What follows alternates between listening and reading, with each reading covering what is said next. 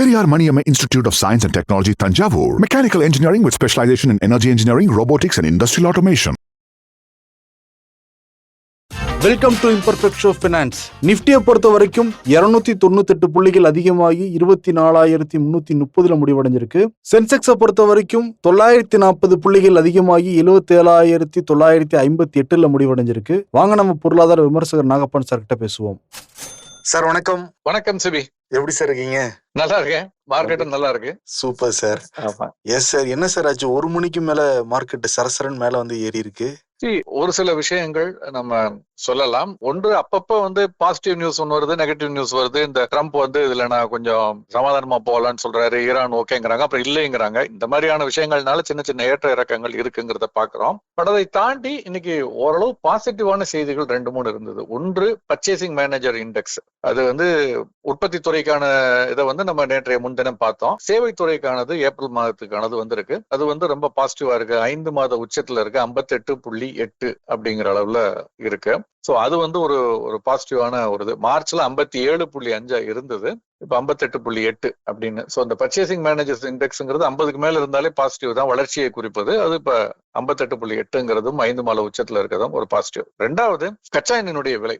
அது வந்து இன்னைக்கு கணிசமான வீழ்ச்சியை சந்தித்தது. எம்சிஎக்ஸ் சந்தையில இன்னைக்கு 9% மேல வீழ்ச்சியை சந்தித்தது. 10,000 ரூபாய்கிட்ட எல்லாம் பார்த்தோம் சென்ற வார கடைசியில. இந்த வார துவக்கத்துல கூட 10,000 ரூபாய்க்கு மேல பார்த்தோம். 10,000 ரூபாய் தாண்டியது.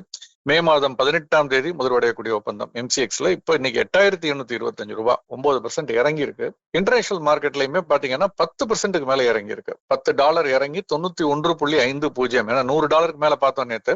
இப்போ வந்து $10 மேல இறங்கி $91.50. பிரெண்டும் $100 கீழே வந்துருச்சு. கேசோலின் 7% இறக்கும், நேச்சுரல் கேஸ் 2%, ஹீட்டிங் ஆயில் 8%. இப்படி மொத்த எரிபொருளுமே இன்னைக்கு பாசிட்டிவா இருக்கிறதுக்கு காரணம் அமெரிக்கா ஒரு சுமூகமான போக்கை கையாள்கிறது, ஒரு போரை முடிவுக்கு கொண்டு வரும் அந்த திக்கை நோக்கி நகர்ந்து கொண்டிருக்கிறது அப்படிங்கிற தகவல்கள் தொடர்ந்து வெளியானது. மதியத்திற்கு பின்னர் வந்து அதனுடைய ஒரு ஏற்றத்திற்கு காரணம்னு நம்ம சொல்லலாம். ஏன்னா சென்செக்ஸ் வந்து இன்னைக்கு காலையில வந்து ஓபன் ஆனதுக்கு அப்புறம் பாத்தீங்கன்னா வந்து 77,500க்கு மேல இருந்தது. அந்த 77,500க்கு மேல இருந்தது இறங்கி 76,800க்கு கீழே வந்தது. சோ அந்த 76,800க்கு கீழே வந்தது திரும்ப அங்கிருந்து இறங்கி 78,000 தாண்டியதையும் பார்த்தோம். சோ கிட்டத்தட்ட ஒரு 1000 புள்ளிகளுக்கு மேலான இந்த ஒரு ஏற்றம் அப்படிங்கிறது நம்ம இன்னைக்கு பார்க்க முடிந்தது. நிப்டியிலுமே அதே போக்கு இருந்தது. நிப்டியிலுமே வந்து 298 புள்ளிகள் இன்னைக்கு ஏற்றத்துல முடிவடைஞ்சிருக்கு. பட் துவக்கத்துல 174 புள்ளிகள் ஏற்றத்துல 24,200க்கு மேலதான் ஓபன் ஆனிச்சு. ஓபன் ஆன கொஞ்ச நேரத்துல அந்த 24,200 206 அப்படிங்கிற இதுல இருந்து 174 புள்ளிகள் ஏற்றத்துல இருந்து 26 புள்ளிகள் இறக்கத்துக்கு வந்துருச்சு. 24,002க்கு வந்துருச்சு ஒரு மணியை போல. அதற்கு பிறகு இந்த 2 மணியை போலதான் இது எல்லாமே, இந்த ஏற்றம் எல்லாமே பெரும்பாலும் ஒரு 300 புள்ளிகள் கிட்ட நிப்டி ஏறினது. இந்த காலகட்டத்துல பாசிட்டிவான செய்திகள் வந்தது ஒரு காரணம். பிஎம்ஐ இண்டெக்ஸ் முதல்ல சொல்லிட்டேன், அது போக இது ஒன்று. 3வது, HDFC பங்கு குறித்தும் சில சாதகமான விஷயங்கள் வந்திருக்கு, அதை நம்ம பேசலாம். பட் அதெல்லாம் அது இண்டெக்ஸ்ல முக்கியமான ஒரு பங்களிப்பதாக இருக்கிறது. அதனாலதான் இன்னைக்கு அந்த சென்செக்ஸ் எடுத்துக்கிட்டு பாத்தீங்கன்னா அந்த ஒரு 300 புள்ளிகள் சென்செக்ஸ் அதிகரிப்பதற்கு காரணமே HDFC வங்கியினுடைய பங்கு தான். சோ அதை தொடர்ந்து அது இன்னைக்கு ஓவராலா இண்டெக்ஸ் வந்து ஏறி இருக்கு அப்படின்னு சொல்லலாம். க்ரூடு இறங்குனதுனால மேஜர் பெனிஃபிஷியரிஸ் அப்படின்னு பாத்தீங்கன்னா நிறைய கம்பெனிஸ். இப்ப இண்டிகோ அந்த பங்கு வந்து இன்னைக்கு 7% வரைக்கும் வணிகத்துக்கு இடையே ஏறினுச்சு. அதே மாதிரி downstream oil companies, of course upstream oil companies சொல்லுவோம், அதெல்லாம் வந்து கொஞ்சம் இறங்கி இருந்தது. அப்ஸ்ட்ரீம் ஆயில் கம்பெனிஸ் அந்த ONGC எல்லாம் இன்னைக்கு 3% இறங்கி இருந்தது. அதே சமயத்துல டவுன் ஸ்ட்ரீம் ஆயில் கம்பெனிஸ் சொல்லக்கூடிய இந்துஸ்தான் பெட்ரோலியம், பாரத் பெட்ரோலியம், இது எல்லாமே கொஞ்சம் பாசிட்டிவா இருந்தது. அதை தவிர அந்த க்ரூட கச்சா எண்ணெயை ரா மெட்டீரியலா பயன்படுத்தக்கூடிய நிறுவனங்கள், ஏன்னா இண்டிகோ எல்லாம் அவங்களுக்கு ஏர் டர்பைன் ஃபியூவல் ATF சொல்லுவோம், அது வருது. ஒரு வாரத்துக்கு முன்பு கூட பார்த்தோம், அந்த ATF விலை வந்து கட்டுக்கடங்காமல் போய்கிட்டு இருக்கு. உள்ளூர் பயணத்துக்கு 15 ரூபான்னு கட்டுக்குள்ள கொண்டுட்டா கூட சர்வதேச இதுக்கு வந்து இந்த கட்டுப்பாடு இல்லைங்கிறதுனால நாங்க வந்து அந்த இதே நிறுத்துவோம்லாம் சொல்லி ஒரு எச்சரிக்கை கொடுத்திருந்தாங்க ஏர் இந்தியா, இண்டிகோ, ஸ்பைஸ் ஜெட் எல்லாம். இப்ப அவங்களுக்கு இது ஒரு பெரிய கச்சா எண்ணெயுடைய விலை 10% இறங்கி இருக்குங்கிறது ஒரு சாதகமான ஒரு சூழல். இந்துஸ்தான் பெட்ரோலியம், ஏவியேஷன் செக்டார், அதே மாதிரி பெயிண்ட், டயர் ஸ்டாக்ஸ், இது எல்லாமே கச்சா எண்ணெய் ரா மெட்டீரியல் பயன்படுத்தக்கூடிய பங்குகள் எல்லாமே இன்னைக்கு ஒரு ஏற்றத்துல இருந்ததை நம்ம பார்க்க முடிந்தது. இப்போ நீங்க சொன்ன மாதிரி இந்த பேங்க் செக்டாருங்கிறது கொஞ்சம் அதிகமா இருக்கு. நிப்டி பேங்க்ல பாக்குறப்போ ஒரு 2.5%க்கு மேல. அதே மாதிரி நிப்டி ஆட்டோவுமே 2.4 வரைக்கும் வந்து இருந்திருக்கு. நிப்டி பேங்க் காரணம் HDFC மட்டும் தானா சார்? இல்ல, நான் ஆட்டோவுக்கு சொல்லிடுறேன்.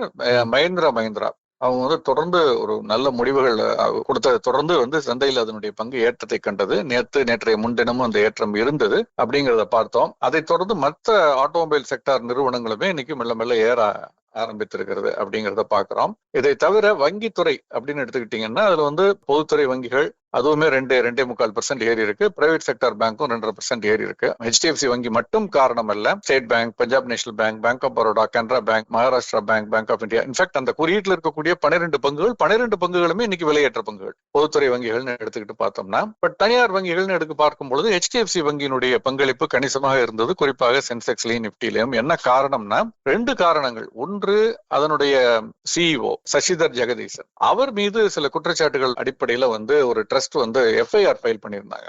அதை வந்து பாம்பே ஹைகோர்ட் வந்து குவாஷ் பண்ணிட்டாங்க இன்னைக்கு. சோ அது வந்து அவரை பொறுத்த வரைக்கும் வந்து ஒரு சாதகமான செய்தி, வங்கிக்கும் அது ஒரு சாதகமான செய்தி. 2வதாக அந்த அதனுடைய தலைவர் சேர்மன் வந்து விலகி போனார் இல்லையா? விலகி போகும் பொழுது நிறைய குற்றச்சாட்டுகளை வைத்திருந்தார். அதாவது கவர்னன்ஸ் இஷ்யூஸ் இருக்கலாம், அப்படி இருக்கும் அப்படிங்கிற மாதிரி எல்லாம் அதாவது அவருடைய எத்திக்கல் இதுவும் ஒத்து போகல அப்படின்னு சொல்லியிருந்தார். சோ அப்ப கவர்னன்ஸ் இஷ்யூ இருக்காங்கிறத கண்டுபிடிக்கிறதுக்காக அந்த வங்கியினுடைய நிர்வாக குழு போர்டு என்ன பண்ணாங்கன்னா 2 தனியார் நிறுவனங்களை, வெளி நிறுவனங்களை அப்பாயிண்ட் பண்ணியிருந்தாங்க. ட்ரைலீகல், 2வது வாடியா காந்தி அண்ட் கோ. இவங்க 2 பேரையும் அப்பாயிண்ட் பண்ணி அலசி ஆராய சொல்லியிருந்தாங்க. அவங்களுடைய ரிப்போர்ட் வந்திருக்கு. அவங்க ஒரு மேஜர் கவர்னன்ஸ் இஷ்யூஸ் எதுவுமே கிடையாது வங்கியினுடைய நடத்தையில், எந்த விதமான ஏற்கனவே ரிசர்வ் வங்கியும் இதை வந்து வேறு விதமாக சொல்லியிருந்தாங்க. நிதி சார்பாக நிதி எப்படி இருக்கு அவங்களுடைய நிதி நிலைன்னு. இப்ப இவங்க கவர்னன்ஸ் இஷ்யூ பத்தி சொல்லியிருக்காங்க பாசிட்டிவா. இதை தொடர்ந்து அந்த பங்கினுடைய விலை இன்னைக்கு 3%க்கு மேல ஏறினதையும் பார்த்தோம். சோ அதுவுமே ஒரு காரணம்னு நம்ம சொல்லலாம்.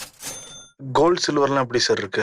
கோல்டு சில்வரை பொறுத்த வரைக்கும் வந்து இன்னைக்கு எப்படி நீங்க கச்சா எண்ணெய் ஒரு திக்குல போனுச்சுன்னா தங்கம் வெள்ளி இன்னொரு திக்குல போறதுங்கிறது வழக்கமா இருக்குது. அதே மாதிரி இன்னைக்கு கச்சா எண்ணெய் இறங்கின உடனே தங்கத்தினுடைய விலை 2% ஏறி இருக்கு. MCXல 1,52,600 தாண்டிடுச்சு. வெள்ளியுமே அதே மாதிரி ஒரு 4% ஏறி 2,54,200 கிட்ட இருக்கு. காப்பர் 1% ஏறி இருக்கு. மே மாத ஒப்பந்தம் 1300 தாண்டி இருக்கிறது. நேற்று பார்த்தோம் 1285 கிட்ட பார்த்தோம். இன்னைக்கு 1300 தாண்டி 1304. மீண்டும் ஜிங்க் அதே மாதிரி ஒரு 0.5%. லெட் ஏறி இருக்கு. சோ ஒட்டுமொத்தமாக கச்சா எண்ணெய், நேச்சுரல் கேஸ் இறங்கி இருந்தாலும் மற்ற பிரஷியஸ் மெட்டல்ஸ் எல்லாமே ஏறி இருக்கு. இன்டர்நேஷனல் மார்க்கெட்லயுமே கோல்டு ஒரு 3.5% ஏறி இருக்கு. 4700 தாண்டிடுச்சு ஒரு ட்ராய் அவுன்ஸ். வெள்ளி 6.5% ஏறி இருக்கு. $72, 72, 71 கிட்ட எல்லாம் வந்தது இப்போ இந்த வார துவக்கத்துல. அங்க இருந்து இப்ப பாத்தீங்கன்னா ஒரு $5 மேல ஏறி, $6 மேல ஏறி இருக்கு. காப்பருமே வந்து மீண்டும் $6 தாண்டிடுச்சு. 3.5% இன்னைக்கு ஏறி இருக்கு காப்பர். நம்ம சென்ற வாரம் பேசும்போது கூட அதை பத்தி நம்ம பேசணும். Currency sir, US dollar index வந்து வீக்கன் ஆயிருக்கு. இன்னைக்கு கிட்டத்தட்ட ஒரு 3/4% வீக்கன் ஆயிருக்கு. 98க்கு கீழே வந்துருச்சு டாலர் இண்டெக்ஸ். முக்கியமான 6 கரன்சிகளுக்கு நிகரான அதை ட்ராக் பண்ணக்கூடிய இந்த டாலர் இண்டெக்ஸ் வந்து 98க்கு கீழே மீண்டும் வந்திருக்கு. ஏன்னா ஒரு கட்டத்துல 99 தாண்டி 100க்கு அருகாமையில் சென்றது போன மாசத்துல. அங்கிருந்து இப்போ வந்து 98க்கு கீழே 97.68 அப்படின்னு வந்திருக்குது. அதனுடைய பிரதிபலிப்பு இங்கேயுமே வந்து நம்ம கரன்சி டெரிவேட்டிவ்ஸ்ல, தேசிய பங்குச்சந்தையில தெரிகிறது. நடப்பு மாத ஒப்பந்தம் அமெரிக்க டாலர் பாத்தீங்கன்னா 69 அல்லது 70 பைசா இறக்கத்துல 94.69, 95க்கு கீழே வந்துருச்சு. அதே மாதிரி பிரிட்டிஷ் பவுண்ட் வந்து 25 பைசா இறக்கத்துல 129 ரூபாய் 4 பைசா. யூரோ 11 பைசா இறங்கி இருக்கு, 111.65 அப்படின்னு. ஜாப்பனீஸ் எண்ல பெரிய மாற்றம் இல்லை. சோ ஒட்டுமொத்தமாக பார்க்கும் பொழுது டாலருடைய வீக்னஸ் இங்க வந்து நமக்கு பிரதிபலிக்கிறது. ரூபாயினுடைய ரெக்கவரி ஒரு ஸ்லைட்லி இருக்கலாம். பட் பெரும்பாலும் இதனுடைய இந்த டாலர் குறைஞ்சிருக்கிறதுக்கு காரணம் வந்து டாலருடைய சர்வதேச சந்தையில டாலருடைய வீக்னஸ் தான் காரணம் என்று சொல்லப்படுகிறது. டாலர் வந்து மேலும் அதனுடைய மதிப்பு குறையலாம், வீக்கன் ஆகலாம் என்ற எதிர்பார்ப்பும் ஒரு பக்கம் இருக்கு சந்தையை பொறுத்தவரை. ஏதாவது சிறப்பு செய்திகள் இருக்குங்களா சார்? சிறப்பு செய்திகள் எதுவும் இல்லைங்கிறதா சிறப்பு செய்தி. பெரும்பாலான காலாண்டு முடிவுகள் வெளியாகிவிட்டது. பெரும்பாலும் இதுவரைக்கும் வந்த முடிவுகள் ஒரு மிக்சட் பேக் அப்படின்னு சொன்னால் கூட குறியீட்டில் உள்ள பங்குகளை பொறுத்தவரை பெரும்பாலும் வந்து ஒரு சாதகமான ஒரு முடிவுகளாக இருக்குங்கிறதுனால சந்தை வந்து பெரிய அளவுல இறங்கவும் மாட்டேங்குது. ஏர்னா ப்ராஃபிட் புக்கிங் வர்றதுனால இந்த சைட்வேஸ் ட்ரெண்டுங்கிறது தொடர்ந்துகிட்டு இருக்கு. பட் அந்த 24,000 அப்படிங்கறத நேற்று டெஸ்ட் பண்ணிச்சு, முந்தா நாள் கூட பார்த்தோம். இன்னைக்கும் அதை டெஸ்ட் பண்ணிருக்கு. அங்க வந்து ரொம்ப வலுவான ஒரு சப்போர்ட் 23,800 தாண்டி இப்ப 24,000 கிட்ட ஒரு வலுவான சப்போர்ட் உருவாகிறத கடந்த 2-3 நாட்களாக நாம் பார்க்க முடிகிறது. அது கட் ஆகாத வரைக்கும் வந்து ட்ரெண்ட் பாசிட்டிவா தொடர்வதற்கான வாய்ப்புகள் தான் அதிகம். இங்க வந்து ஒரு புதிய ஆட்சி அமைய போகுது. அதுக்கும் பங்கு சந்தைக்கும் தொடர்பு இல்லைன்னா கூட ஏதாவது ஒரு பாயிண்ட்ல நம்ம அதை கவனிக்கணுமா சார்?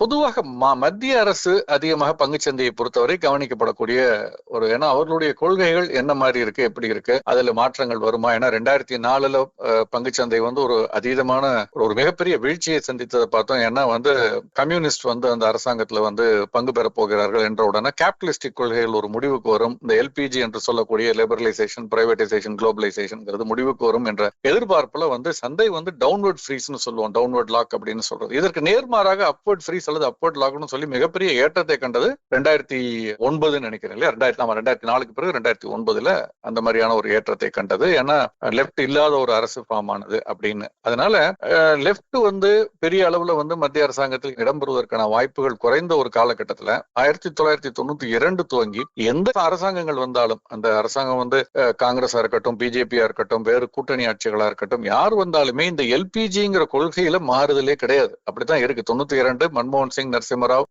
அதுக்கு பிறகு பி சிதம்பரம் அவர்கள் தான் அந்த கூட்டணி. அந்த இதுக்கு பிறகு, அந்த கொள்கை மாறுதலுக்கு பிறகு கோயிங் பேக் அப்படிங்கிறது இல்லைங்கிறது தான் உண்மை. அதனால அந்த இல்லாத வரைக்கும் எந்த அரசாங்கங்கள் மாறினாலும் இதுதான் அப்படிங்கிறதுனால பெரும்பாலும் அந்த பாலிடிக்ஸ்ங்கிறது பெரிய அளவுல ரோலை பிளே பண்ணலன்னு தான் நினைக்கிறேன். அந்த மாதிரி இருக்கே சார். போன வாரம் ஏறிச்சு, இந்த வார துவக்கத்துல அது நான் அன்னைக்கே சொன்னேன், அது தற்காலிகமானதான் இருக்கும்.